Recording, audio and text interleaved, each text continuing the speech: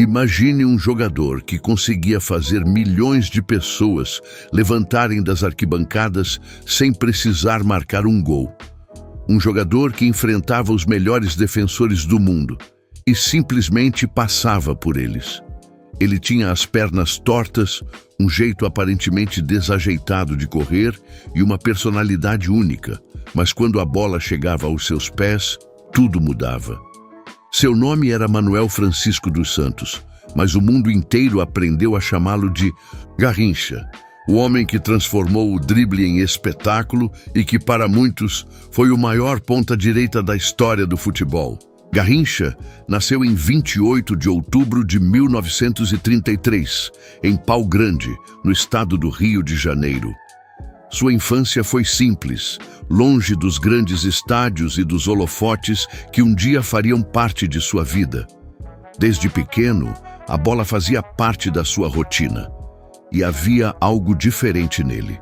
Garrincha tinha problemas nas pernas, com uma delas mais curta que a outra, e os joelhos apresentando uma deformação característica. Para muitos, aquilo seria uma limitação. Para Garrincha, parecia ser justamente o contrário. As pernas tortas ajudavam a criar um estilo de drible completamente imprevisível. Ele fazia um movimento para um lado. O marcador acreditava que tinha entendido e Garrincha simplesmente arrancava para o outro. Era impossível saber para onde ele iria. Antes de chegar ao estrelato, Garrincha trabalhou em uma fábrica e jogava futebol nas horas vagas, até que seu talento começou a chamar a atenção. Em 1953, ele chegou ao Botafogo e foi ali que nasceu uma das maiores histórias do futebol brasileiro. No início, os treinadores e jogadores perceberam imediatamente que havia algo especial naquele garoto. Garrincha tinha velocidade, habilidade, improviso e, principalmente, uma capacidade absurda de driblar. Mas não era apenas o drible. Ele tinha uma característica que aterrorizava os defensores.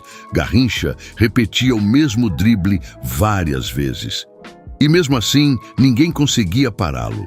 Ele podia avisar exatamente o que faria. O marcador sabia, a torcida sabia, e mesmo assim, Garrincha passava. No Botafogo, Garrincha rapidamente se transformou em ídolo. Ao lado de grandes jogadores, ajudou o clube a conquistar títulos e marcou uma geração inteira de torcedores. Sua relação com a torcida era diferente. Garrincha não jogava apenas para vencer. Ele jogava para divertir. Cada drible arrancava um grito. Cada arrancada provocava expectativa. E quando deixava um adversário completamente perdido, o estádio explodia. Foi nesse período que surgiu um dos apelidos mais famosos da história do futebol: Anjo das Pernas Tortas. Garrincha parecia desafiar a própria lógica. Seu corpo não seguia os padrões tradicionais de um atleta, mas seus pés faziam coisas que poucos jogadores conseguiam imaginar. Em 1955, Garrincha estreou pela seleção brasileira. Pouco tempo depois, ele faria parte de uma geração histórica. Na Copa do Mundo de 1958, na Suécia, Garrincha dividiu os holofotes com um jovem chamado Pelé. E essa dupla seria responsável por ajudar o Brasil a conquistar sua primeira Copa do Mundo. Garrincha terminou aquele Mundial como uma das grandes atrações da seleção, mas o que viria 4 anos depois seria ainda maior. Se existe uma competição que resume a genialidade de Garrincha, é a Copa do Mundo de 1962, no Chile. Pelé sofreu uma lesão e ficou fora de grande parte do torneio. E então, Garrincha assumiu o protagonismo. Ele marcou gols, deu assistências, driblou adversários e liderou o Brasil em momentos decisivos. Nas quartas de final contra a Inglaterra, Garrincha marcou 2 gols.